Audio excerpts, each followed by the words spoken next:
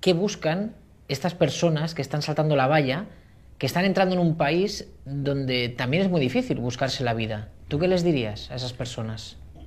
Bueno, en primer lugar, decir que la situación es todavía peor en muchos países africanos y lo que está conociendo España es un mal menor, ¿no? Se ve más en este fenómeno, decía, se ve más los efectos que las causas. El día que empezaremos a cambiar un poco de lentes para estudiar las razones estructurales que llevan a estos jóvenes a emigrar, empezaremos a comprender. ¿Los gobiernos africanos luchan contra la inmigración? ¿Luchan para convencer a jóvenes de sus países que no se vayan? En primer lugar, no tienen, a lo que yo sepa, ningún país africano tiene una política migratoria. Y por otra parte, lo utilizan como un tubo de escape. ¿Pero eso de qué les sirve a esos países africanos? En no tener opositores internos, no tener problemas sociales a los que se pueden enfrentar, que pueden plantear estos colectivos. Por lo tanto, les dejan como vía de salida la inmigración.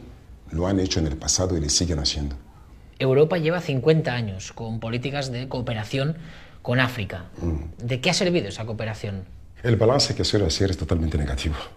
¿Por qué? Porque África, sigue siendo África el continente más ayudado, es el continente más ayudado, sigue siendo el continente más subdesarrollado. ¿No ha llegado la ayuda a quien tenía que llegar? La ayuda a través de las ONGs, por ejemplo, ha llegado a destino. La ayuda a través de la Iglesia ha llegado también. ¿Pero la ayuda de los países?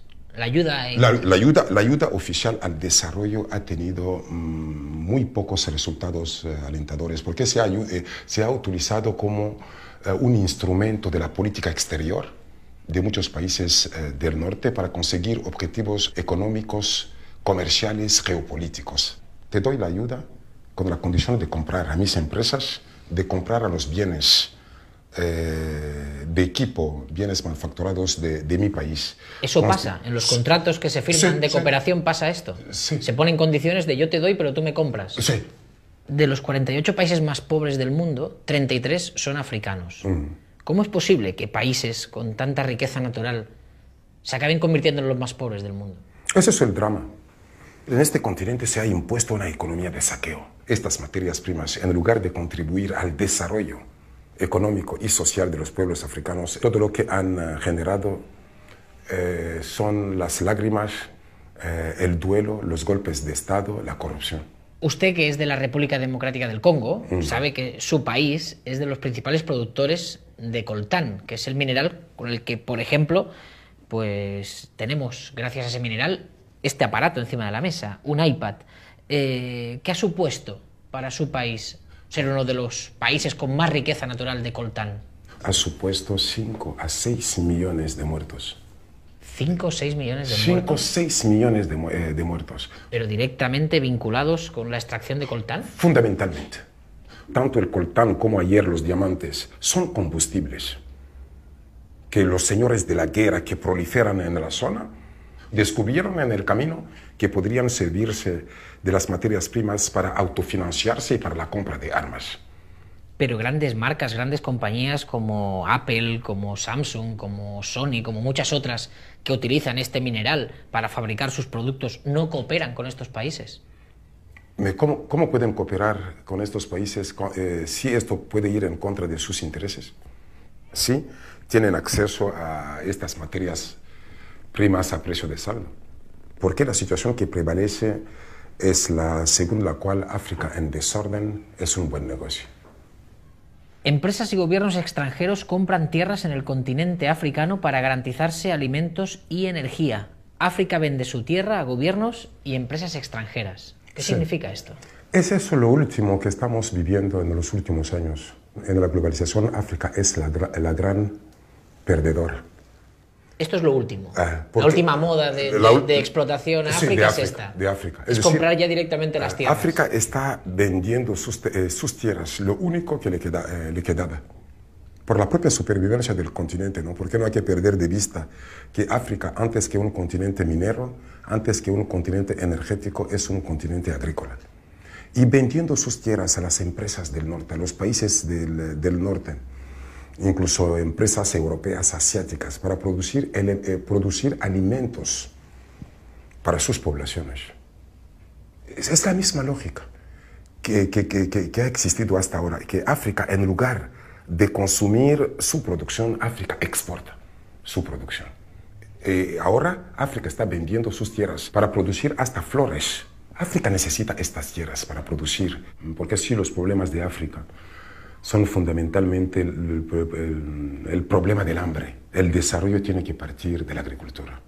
Mire estos tres titulares. El ministro Wert invita al dictador Obiang a dar conferencias en Bruselas mientras cierra la universidad a distancia en Guinea. La selección española juega un partido en Guinea Ecuatorial. Y España invita a Teodoro Obiang al funeral de Estado de Adolfo Suárez. Parece un colmo que se permita a un dictador que ha destruido su país, que viola los derechos humanos en su país, venir a España. Y es eso la doble moral de los países del norte. Por una parte, abogan por la defensa de la democracia y de los derechos humanos, y por otra parte colaboran con los dictadores. Son estas prácticas vergonzosas con las que hay que acabar de una u otra forma. Y por otra parte yo diría que la actitud, lo interpreto así yo, la actitud del gobierno español hacia Guinea Ecuatorial y Obiang en particular gira en torno al problema del petróleo, donde España tiene muchos competidores, en particular Francia y Estados Unidos.